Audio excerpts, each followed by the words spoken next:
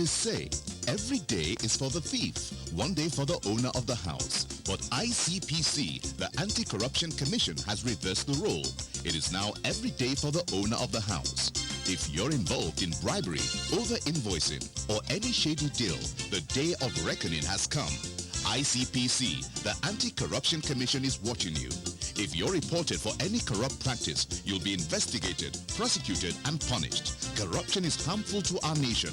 Join the campaign against it by reporting any corrupt practice to ICPC, the Anti-Corruption Commission. Let we join hands with ICPC, make them better. Let's make Nigeria great again. ICPC, they want you. Come on, for corruption. Break the chain of corruption now. Don't give, don't take. This message is brought to you by ICPC, the Anti-Corruption Commission. Nigeria is losing huge revenue to illicit financial flows, IFFs. Consequently, this requires strong international cooperation and negotiation skills, especially in the trade and investment sector, to overcome this problem. Welcome to Corruption Must Go, ICPC's weekly television program. I am your host, Hawa Sani Garba. Illicit financial flows are inappropriate movement of money or capital from one country to another for various reasons. This may also be funds illegally earned, transferred, or utilized within a country and across international borders, or money illegally earned but moved wrongly. Over time, IFFs diminish domestic resources and revenue while contributing directly or indirectly to an increase in the poverty rate. On today's program, we shall consider negotiations in global trade agreements and how it is necessary to fight IFFs. All this and more will be coming up, but before that, here is Joy Aja standing by with anti-corruption stories.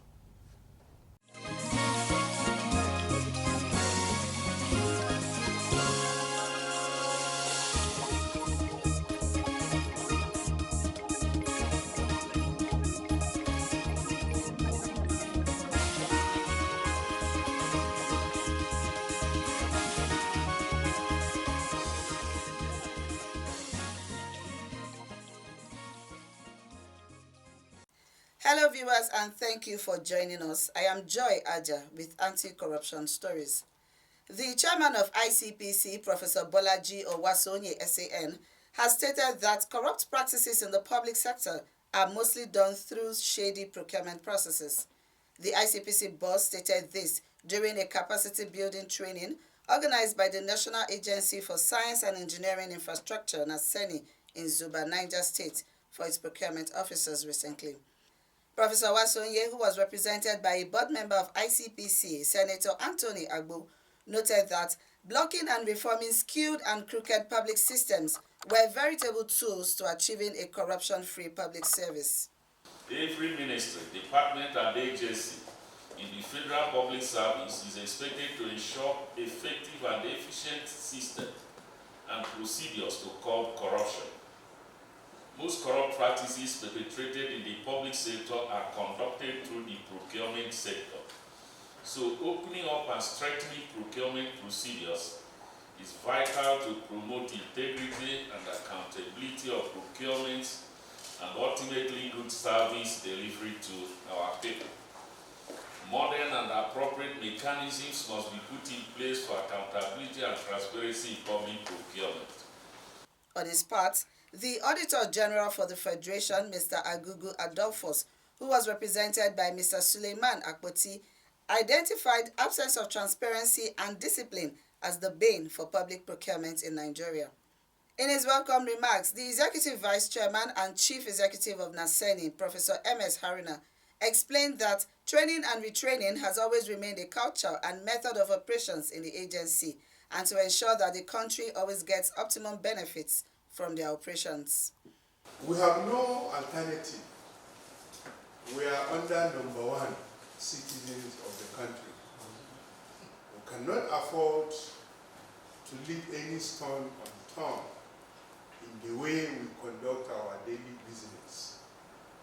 That's why we invite EFCC recently,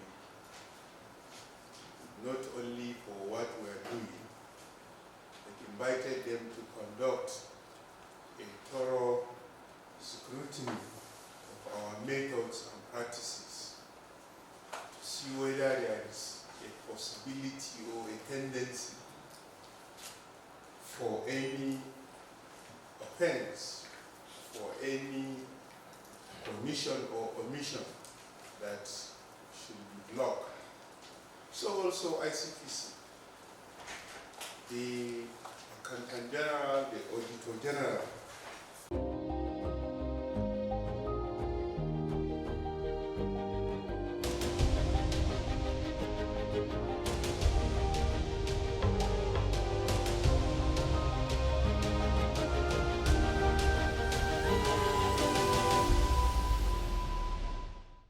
The chairman of ICPC, Professor Bolaji Owasonye SAN, has stated that the commission will continue to engage productively with the Punch newspaper and other media houses in the fight against corruption. Professor Owasonye made this declaration during a courtesy visit to the commission by officials of the Punch newspapers recently. The ICPC boss acknowledged the critical role of the media in curbing corruption, but insisted that the media must remain responsible in discharging its duties. We're quite happy in the relationship we've had with the Punch, and we're happy in any way by which it can be strengthened. The only thing I cannot guarantee me that anytime somebody phones me and says, "Is it true that you are investigating?" I'll answer you. I won't even answer you. I hope that the existing cordial relationship will continue, and that it will be symbiotic for both of us on both sides. I think that's what I would expect, and that Punch would survive the vicissitude of the times as it has over the past years. I think it's a brand that has come to stay, so it has managed to weather many storms and has survived. The mortality rate of print is very high, so those who have survived are worth commending.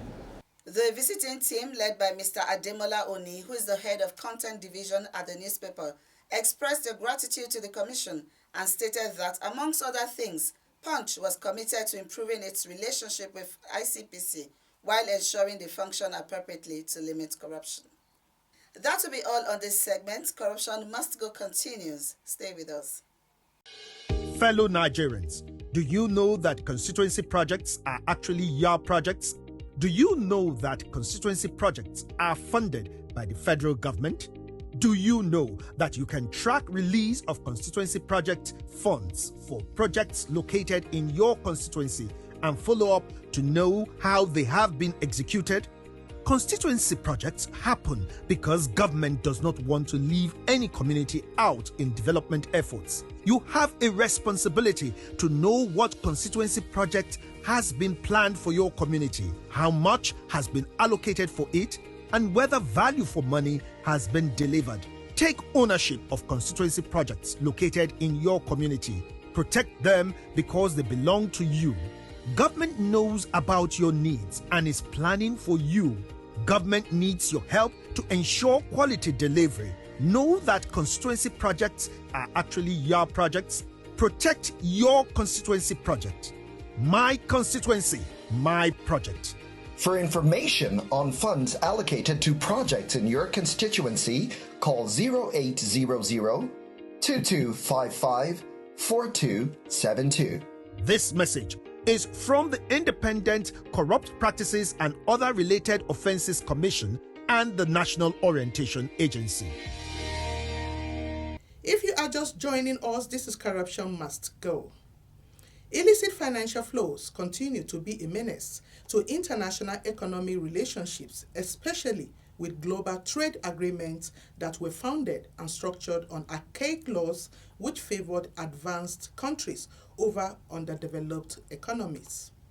Speaking during a 2-day capacity building workshop for negotiators for improved terms of engagement with the rest of the world, the ICPC chairman, Professor Bolaji Owasonye, in a paper titled "From Gunboat Diplomacy to the Negotiation Table," detailed the evolution of international treaties from a period when economic superpowers would influence proceedings with a show of military might, to present times when it is expected that each nation presents skilled negotiators that will ensure their country ends up with a sustainable agreement that will foster economic growth and development.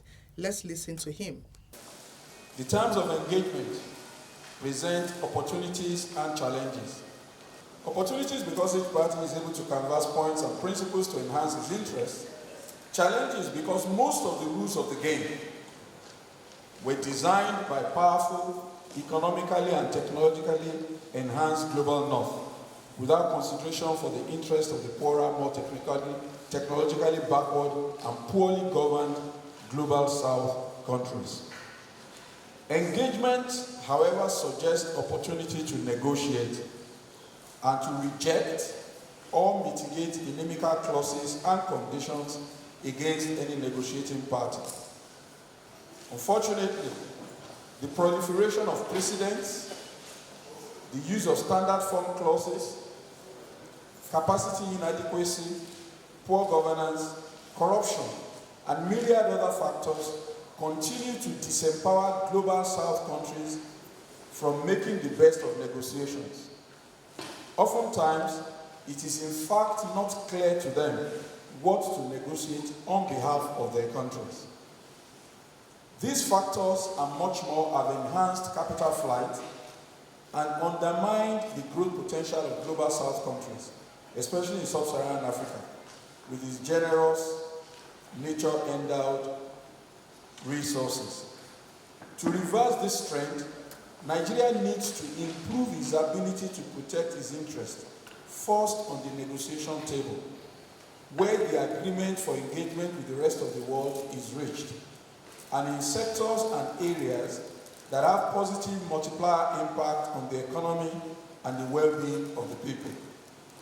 Gunboat diplomacy represents the use of threat of limited naval force, otherwise than as an act of war, in order to secure advantage or to avert loss, either in the furtherance of an international dispute or else against foreign nationals within the territory of the jurisdiction of their own state. In other words, the opportunity we have in modern times is to negotiate terms of engagement with any country or even within Nigeria. We are negotiating for government. The terms should be equitable and fair on all sides. Compare that to the gunboat diplomacy where in the past centuries, when European countries want to negotiate, they will pile a naval warship at your coast with plenty of soldiers just to say these negotiations are important to us. If it fails, the consequences are very obvious. It's like somebody putting a gun to your head to say sign this agreement or sign these terms. That's where we used to come from, to where we are today. So now my argument is that now that we have the opportunity to negotiate, you must know what to negotiate. Otherwise, it will still be as if somebody put a gun to your head and you just signed away the fortunes of your country. Welcome back to Corruption Must Go. Also speaking at the event, the chairman of the Interagency Committee on Stopping IFFs from Nigeria, Dr. Yemi Dupeolu, spoke on preparations for understanding negotiations. He gave several tips that would be useful for negotiators. Professor Jonathan Aremu also spoke on understanding trade agreements at the workshop. Let's listen to what they had to say. And that's what I'm trying to talk about, dangers of an undisciplined team. You have to have discipline. You have to know your role. When I say you have observers, it's true. There will be people whose job it is to be watching what so and so person, just watching him and saying, this guy is the guy who's always passing messages. What's his own role? Who is he? What is his part of this thing? Researchers as well. Maybe an issue comes up during the negotiations. By time, we'll find out this thing for me. I mean, the lawyers here who do courtroom things, I know that's not difficult for you. But, quickly find out something while we're on it So you have researchers, you have drafters, of course. When it's time to put something into language, not everybody is an expert. So you have to find someone who can put the language in a way that is acceptable to the other side and captures your objectives. So that one person that is the negotiator, the lead, doesn't do everything. No man can do all those things by himself. So I want to emphasize the importance of the team, be it multilaterally or bilaterally. Then I would say, as part of that process, try to know the other side. It's not so easy, but try to know the other side. You know, bilateral negotiations, of course, you know the country involved, you know where they're going to take you to. As I said, using the example of soccer, you know that there's some countries when you go there, they take you to the coldest part of the country. You must know the kind of things that your negotiating side does. Effective participation of Nigeria in trade negotiation involve 4 factors, which we must know. Number 1, we must be able to identify trade and trade-related development within our national objective. Number 2, we must formulate effective trade policy towards such objective.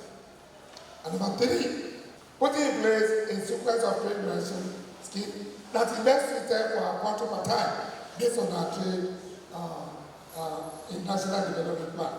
Last but not least, establishment of an appropriate negotiation strategy as we go into trade negotiation at regional and international level. Many developing countries, including Nigeria, we are listed in WTO as a founding members, but unfortunately, did we participate? I think the chairman of ICPC actually said a lot of things like that. We were not there during the 8th round, starting from the one that signed 1947 to the last one, which is the Uruguay round of 1986 to 1994. But we signed without knowing what they have been negotiating among themselves. And that is a major problem because it is a take it as we leave it. So we have not been there, we only take what they negotiated among themselves.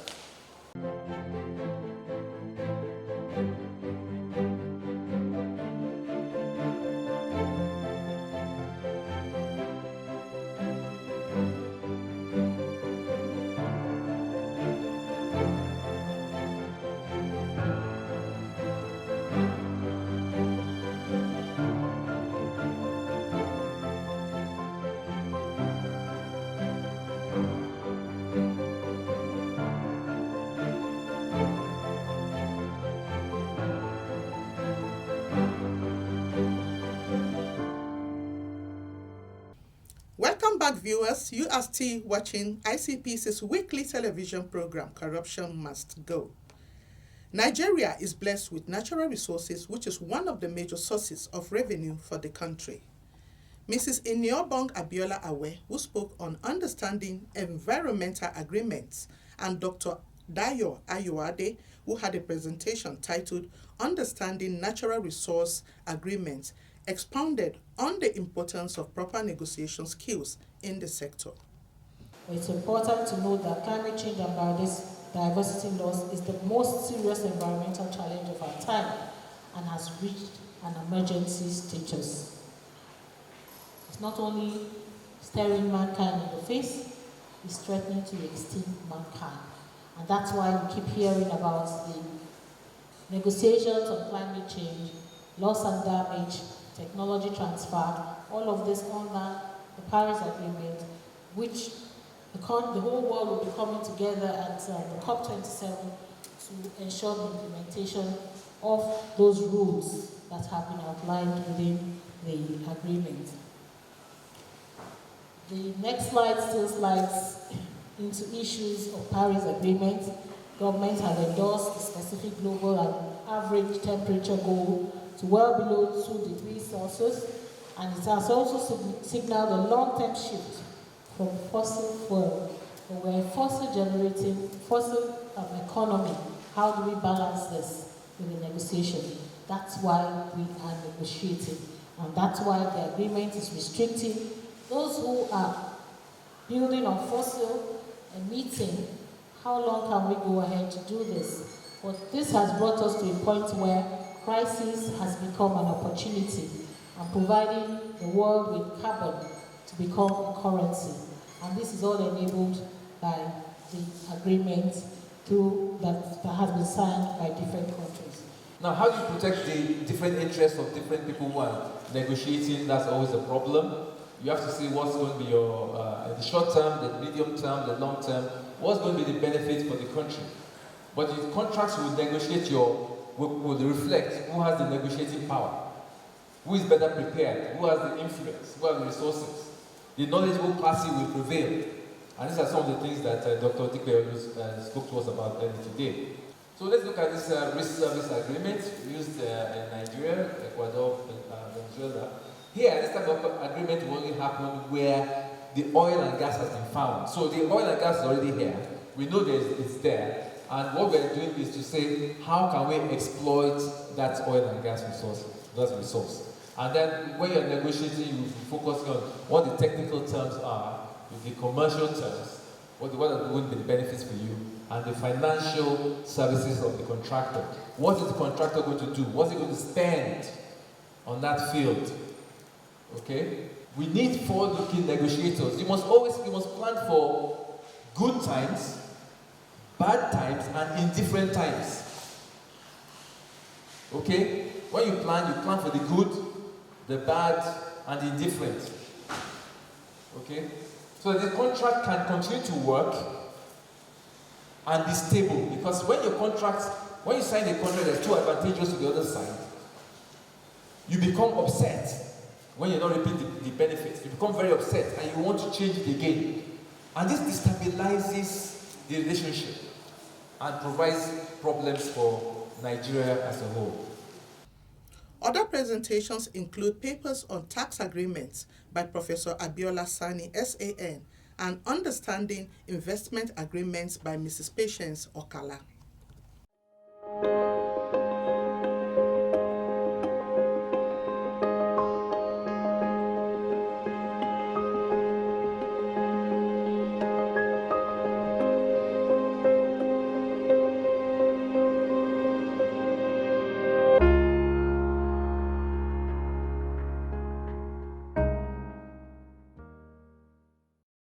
There's no gainsaying that meticulous negotiation skills are key in the fight against IFFs and corruption.